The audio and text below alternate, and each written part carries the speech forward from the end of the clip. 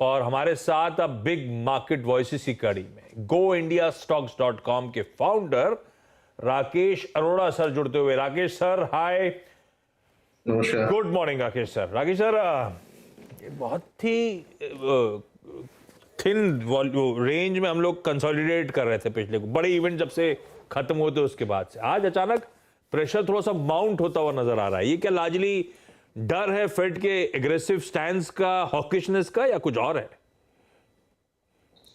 देखिए, ऐसा है कि अगर वैल्यूएशंस की बात की जाए और अर्निंग्स जो अभी तक आई है उनको देख के अगर बात की जाए तो डाउनसाइड 17,200-300 से ज्यादा दिखाई नहीं देती है।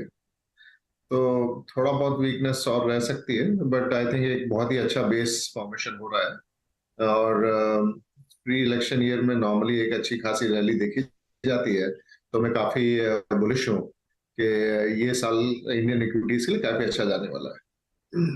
अर्निंग्स को देखते हुए बहुत ज्यादा लॉजिकली डाउनसाइड नहीं है। 200-300 उसके नीचे जाता हुआ नजर नहीं आएगा। वहां पे कंफर्ट है बाजार का, और शायद ये 2023 जिसको लेकर बड़े क्वेश्चन मार्क लग रहे हैं, साल बढ़िया ही रहने वाला है। बढ़िया मतलब फिर आगे से इसका मतलब हो जाएगा 8th स्ट्रेट ईयर जब Indian equities Nifty positive returns clock करेगा। अच्छा राकेश सर, आप आए और फिर कमोडिटीज की बात ना हो। आजकल अदानी ग्रुप स्टॉक्स बड़े फोकस में, और आप सीमेंट में महारत हासिल करे हुए हो, अंबुजा, एसीसी। राकेश सर, क्या बहुत अच्छा खासा करेक्शन देखा इन स्टॉक्स ने, पूरा ग्रुप पिट रहा था। क्या इंट्रिंसिक वैल्यू, क्या सही मूल्यांकन, क्या उस सही मूल्यांकन के नीचे इस समय स्टॉक्स ट्रेड कर रहे हैं और ग्रुप पे ओवरहैंग बना हुआ है? ऐसे में क्या एसीसी, अंबुजा पिटे हुए स्टॉक्स लेने का मन बना रहे हो या नहीं? क्या व्यू बन रहा है सर? देखिए, सबसे पहले तो ये देखना है कि सेक्टर के बारे में क्या आउटलुक है। तो सेक्टर के बारे में आउटलुक बहुत ही स्ट्रांग है। बजट में जिस तरह से कैपेक्स को लेके इंक्रीजेस किए गए एलोकेशन, डिमांड की तरफ से तो कोई चिंता की विषय लग नहीं रही। दूसरी तरफ से कॉस्ट जो है वो काफी जोर से गिर रही है। कोयले की कॉस्ट जो मेन कॉस्ट होती है सीमेंट बनाने के लिए, वो करीबन आधी हो गई है पिछले 3-4 महीने में। तो मुझे लग रहा है कि उसका जो बेनिफिट है, क्योंकि थोड़ी इन्वेंट्री रहती है सिस्टम में नॉर्मली 2 से 3 महीने की, उसका बड़ा इम्पैक्ट इस क्वार्टर की अर्निंग्स में आने वाला है। और ये क्वार्टर वैसे भी थोड़ा स्ट्रांग रहता है डिमांड पर्सपेक्टिव से। सीजनली जो गवर्नमेंट कंपनियां हैं वो अपना जो बजट एलोकेशन है वो 31 मार्च तक कंप्लीट करने की कोशिश करती है। तो डिमांड भी काफी स्ट्रांग रहती है, तो प्राइसेस भी थोड़े अपटिक में रहेंगे। तो सेक्टर को देखते हुए तो काफी बुलिशनेस है।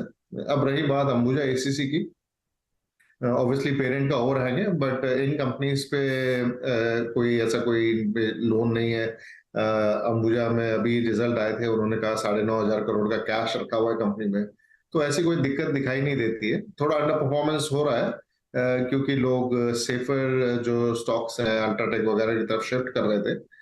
बट ये मैटर ऑफ टाइम ही है कि ये चीजें जरा सॉर्ट आउट होती है और फंडामेंटल्स वापस से अपना दिखाते हैं वैल्यूएशंस जो पर। अच्छा राकेश सर, मतलब आप समझिए कि जनवरी के लास्ट वीक तक रीओपनिंग ऑफ चाइना, इस थीम पर मेटल्स खूब चले, लेकिन उसके बाद अगर आप देखें मेटल्स में एक सिंक भी आया। मेरा जो लास्ट कन्वर्सेशन था आपके साथ उसमें आपने आयरन ओर और कॉपर्स को चेज करने की वकालत भी की थी। मेटल्स पे आपका टेक, और क्या क्या इस वक्त अवॉइड करें, क्या क्या लॉन्ग, और किस किस पे शॉर्ट का व्यू है आपका? देखिए, मेटल्स एक न्यूट्रल टेरिटरी में है। एक जो रिबाउंड आना था चाइना रीओपनिंग की वजह से वो आ चुका है। बट चाइना की जो स्थिति है और जिस तरह का इकोनॉमिक स्टिमुलस वगैरह दे रहे हैं, मुझे नहीं लगता कि वो बहुत ही ज्यादा मेटल इंटेंसिव होगा। जैसे कि अगर हाउसिंग की बात की जाए तो अभी भी 1.2 बिलियन स्क्वायर फीट चाइना में बना रहे हैं, जबकि उनकी जो नॉर्मल डिमांड है वो 0.6-0.7 बिलियन स्क्वायर फीट है। तो अब कहने को तो कह सकते हैं कि 1.8 बिलियन स्क्वायर फीट से 1.2 बिलियन हो गया है कंस्ट्रक्शन, बट डिमांड उससे भी कम है क्योंकि पॉपुलेशन ग्रो करना बंद कर चुकी है। ये पहला साल है कि जीरो पॉपुलेशन ग्रोथ है चाइना के अंदर, और अर्बनाइजेशन भी काफी हाई लेवल पे पहुंच चुका है। तो हाउसिंग में ऐसा कोई बड़ा रिवाइवल आ जाएगा ऐसा दिखाई नहीं दे रहा है। गवर्नमेंट काफी कोशिश कर रही है। उसी तरह से अगर इंफ्रास्ट्रक्चर जो दूसरा बड़ा मेटल के लिए डिमांड के लिए इंपॉर्टेंट है, उसमें भी लास्ट ईयर चाइना ने बहुत ज्यादा स्टिमुलस दिया है। तो उस लेवल से और ज्यादा स्टिमुलस देना अभी दिखाई नहीं दे रहा है। तो हमारी पहले से ये राय थी कि ये रैली उतना तेजी से नहीं चल पाएगी। हालांकि कॉस्ट रिडक्शन वगैरह हुआ है और मार्जिन एक्सपांशन कंपनी में देखा गया है और थोड़ा अपटिक आ रहा है कमोडिटी प्राइसेस में। तो मेरे हिसाब से ट्रेडिंग रेंज में बने रहेंगे। एक ट्रेडिंग बाउंस यहाँ से पॉसिबल है। थोड़ा करेक्शन आ रहा है, उसके बाद एक वापस से बाउंस आने की उम्मीद है, बट कोई बड़ी रैली बनेगी ऐसे उम्मीद नहीं है।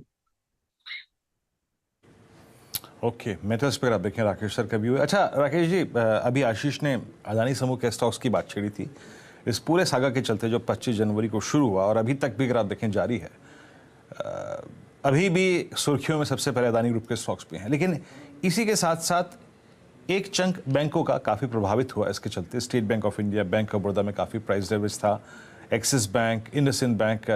आप लोगों ने इस डिप में क्या किया बैंक्स में, और बैंक्स पे आप लोगों की अप्रोच क्या है? क्योंकि स्पेशली अगर जो पीएसयू बैंक्स का धड़ा था, वो लास्ट रिपोर्टेड अर्निंग्स जो थी बहुत स्ट्रांग थी, एनआईएम्स अभी भी काफ़ी अच्छे थे, बाजार उसको हाथों हाथ ले रहा था, लेकिन उसके बाद ये इंसिडेंट, आप लोग बैंक्स पे क्या अप्रोच रख रहे हैं? देखिए, बैंक्स पे हमारी एकदम पॉजिटिव राय है और हमें नहीं लगता कि अडानी के इसकी वजह से कुछ ज्यादा एनपीएस आने की कोई उम्मीद है। मोस्टली इंडियन बैंक्स ने जिन एसेट्स के अगेंस्ट पैसा उधार दिया हुआ है वो काफी वाटर टाइट एस्क्रो के हिसाब से दिया हुआ है, तो उनकी जो अर्निंग्स है वो उनसे आराम से इन लोन्स का सर्विस किया जा सकता है।